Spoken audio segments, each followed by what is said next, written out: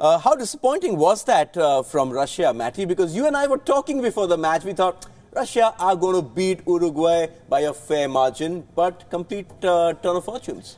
I think we came up with that analysis previously was simply because they wouldn't take their foot off the gas. And as we've just mentioned, we think that's probably why maybe the result came this way tonight, but also maybe one or two changes from Uruguay, as we'll talk about shortly, contributed to that. And Eugeneson, do you think that this plays a factor when you've already qualified, you went into the tournament with people writing you off, but you've raised yourself in 2 matches, sealed it? Do you think that after that the players can be a bit deflated? Yeah, I felt they took a step off the pedal and relaxed a bit, knowing that they've already qualified for round of 16. Because the round of 16 is a completely different game. A knockout game is a very different game compared to a league game. So I think whoever they face, they're going to be facing a tough opponent. So they've just taken a step off the pedal, and come what may, they see it against them in round 16. Yes, but what about the fans who are there, who've packed this arena, because they came in to see a Russian win, especially since that momentum from that first 5-0 thrashing carried on to the second match as well. A few changes you can expect, Golovin being taken off because he's had a lot to do, but not the performance. I think the performance is the problem here. They look largely listless. Yeah, but I would say so the round of 16, I think most of the players would have wanted to play in that game, knowing that if they had given more, they might get injured. Or, you know, like all the players would consider that, do this, or a bit more relaxed, thinking of what is ahead, rather than miss the round of 16, which is more important. And a great start from Luis Suarez. I mean, and I was really looking at that goal and wondering where was the wall. Then you saw the picture that Cavani had actually dragged 2 defenders with him, which had opened up a hole right in front for Suarez to just go straight. And I thought from that area, it could be difficult to get the ball over and get it to dip as well. But he is Luis Suarez and simple class. Yeah, they're also, you know, these players, we forget that how good they are technically to execute things. But of course, in the mind, you know, you know yourself, Eugene, when you play, you know, Eugene is fantastic off a dead ball. You know, and at talking about this level, just that smartness, as you said, for Cavani to pull people away just opens a gap, you know. And they had a bit of a chat just before that.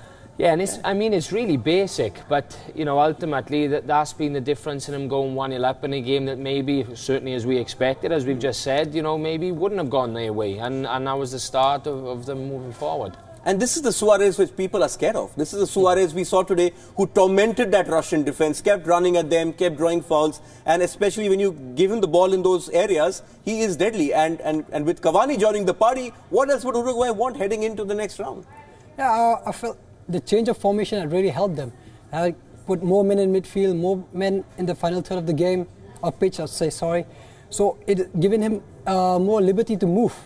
And Cavani the same, they are vice versa. One goes up, one comes down, so it's given them more freedom. Okay, since you are talking about it, explain this to us. Uruguay, for all their flair, for all of Suarez and Cavani, had 1-0 results in the last 2 games. You're wondering what's going on, where are they?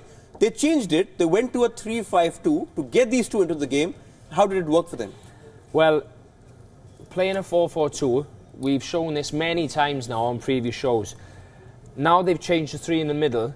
What I believe is a Bentancur on this side, he had protection now.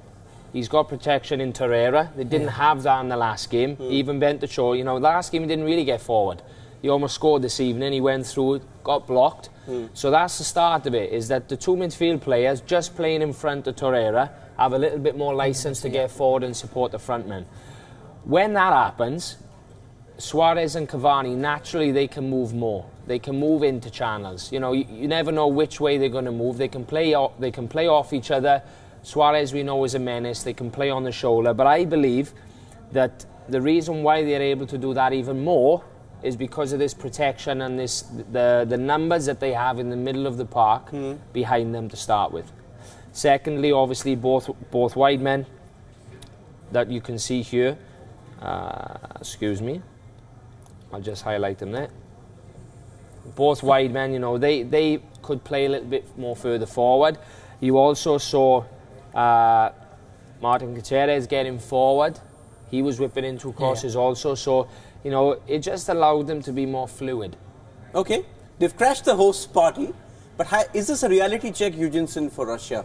Do you think that, what do you have up next? You either have Spain or Portugal, perhaps. They would want Iran to somehow come through, but do you think this is a reality check for them? Yeah, it is a reality check for them. They're the lowest ranked team in the World Cup, and they'll be coming up against teams that are at least 10th and below in the ranking. So it's going to be very tough for them in the coming games. Okay, they've had their party. They've got 2 wins. They've got a nation cheering for them. But Russia hammered 3-0 by Uruguay.